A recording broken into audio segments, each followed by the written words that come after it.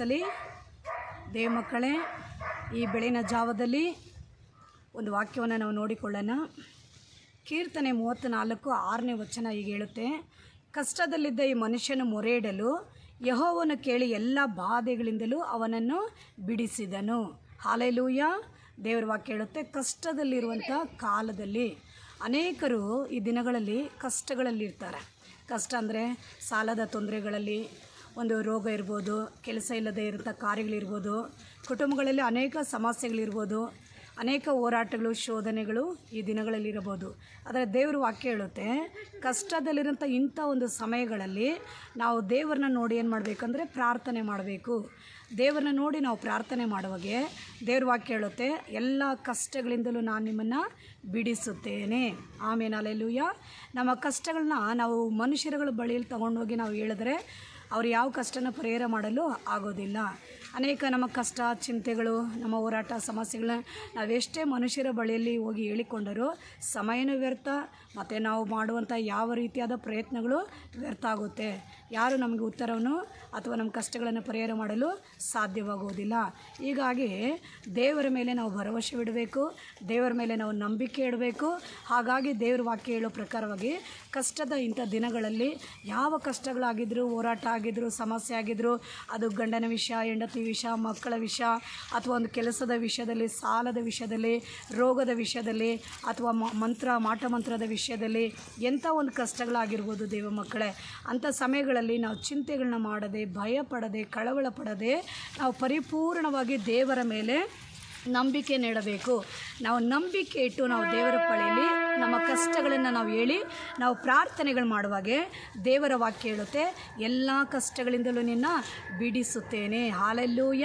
ನಾವು ಪ್ರಾರ್ಥಿಸುವಾಗೆ ಯೇಸುವಿನ ನಾಮವನ್ನು ಹೇಳಿ ನಾವು ಪ್ರಾರ್ಥಿಸಬೇಕು. ಹಾಲೆಲೂಯ.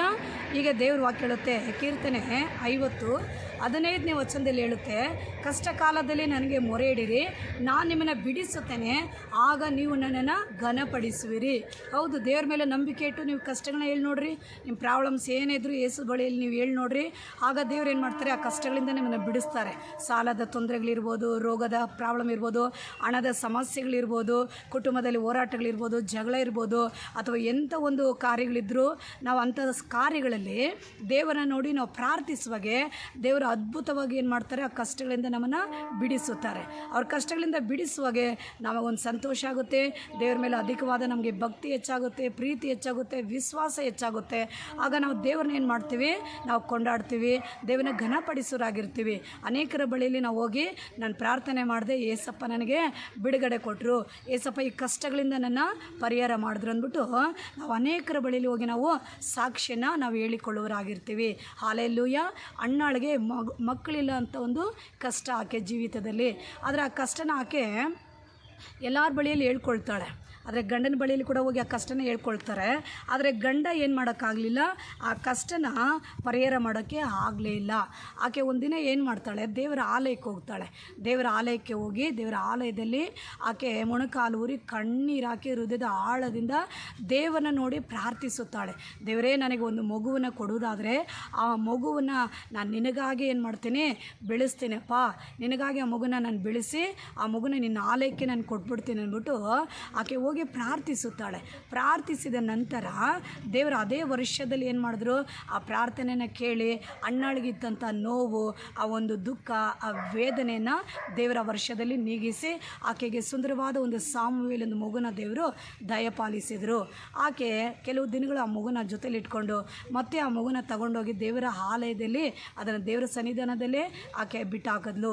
ದೇವ್ರ ನಂತರ ಏನು ಮಾಡಿದ್ರು, ಆ ಒಂದು ಮಗುಗೆ ಮತ್ತೆ ಇನ್ನು 5 ಮಕ್ಕಳನ್ನ ದೇವ್ರು ಏನು ಮಾಡಿದ್ರು, ಆಕೆಗೆ ಕೊಟ್ಟರು. ಹಾಲೆಲೂಯ.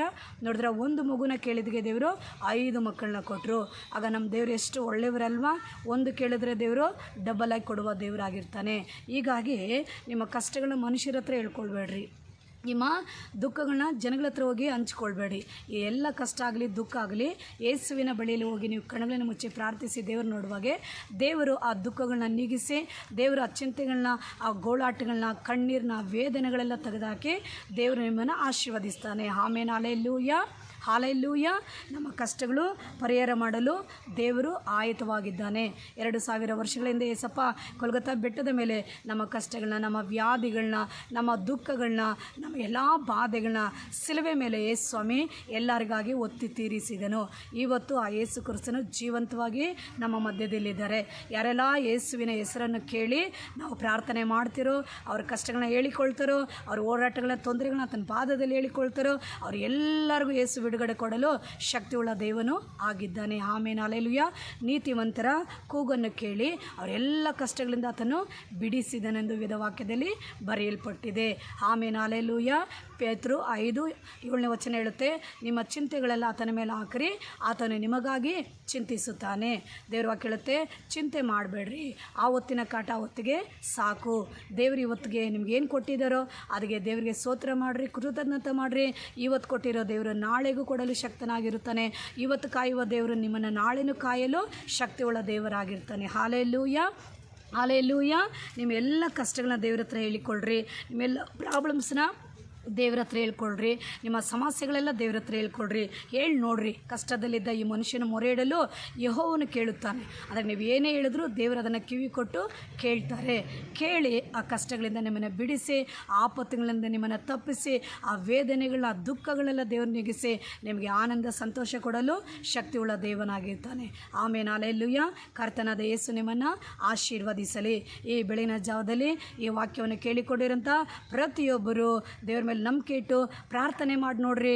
ದೇವರು ನಿಮ್ಮ ಕಷ್ಟಗಳನ್ನು ಬಿಡಿಸಲು ಶಕ್ತಿವಂತನಾಗಿದ್ದಾನೆ. ಆಮೇನ್. ದೇವರು ನಿಮ್ಮನ್ನು ಆಶೀರ್ವದಿಸಲಿ. ನಾವು ಕಣ್ಮುಚ್ಚಿ ಒಂದು ಸಣ್ಣ ಪ್ರಾರ್ಥನೆ ನಾವು ಮಾಡಿಕೊಳ್ಳೋಣ.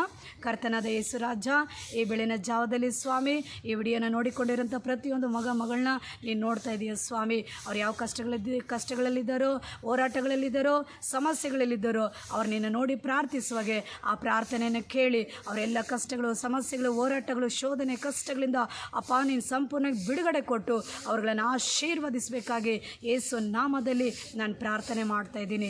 ದೇವನ ಆಶೀರ್ವದಿಸಿರಿ. ನೋಡಿರೋಂಥ ಎಲ್ಲ ಮಕ್ಕಳನ್ನ ಆಶೀರ್ವದಿಸಿರಿ ಯೇಸು ನಾಮದಲ್ಲಿ. ಆಮೇನ್, ಹಲ್ಲೆಲೂಯಾ. ಈ ವಿಡಿಯೋನ ನೋಡಿಕೊಂಡಿರೋಂಥ ದೇವ ಮಕ್ಕಳೇ, ನೀವು ನೋಡಿಕೊಂಡಿರೋಂಥ ಪ್ರತಿಯೊಬ್ಬರು ಪೂರ್ಣ ಸುವಾರ್ಥ ಗಾಸ್ಪಲ್ ಮಿನಿಸ್ಟ್ರಿ. ಹಾಗಾಗಿ ಈ ವಿಡಿಯೋ ನೋಡಿಕೊಂಡಿರುವಂಥ ಪ್ರತಿಯೊಬ್ಬರು ಲೈಕ್ ಮಾಡಿ, ಸಬ್ಸ್ಕ್ರೈಬ್ ಮಾಡಿ, ಮತ್ತು ದೇವರು ನಿಮ್ಮನ್ನು ಆಶೀರ್ವದಿಸಲಿ. ದೇವರ ನಾಮಕ್ಕೆ ಮಹಿಮೆ ಉಂಟಾಗಲಿ. ಯೇಸು ನಾಮದಲ್ಲಿ ತಂದೆ, ಆಮೇನ್. Praise the lord. ದೇವರು ನಿಮ್ಮನ್ನು ಆಶೀರ್ವದಿಸಿ.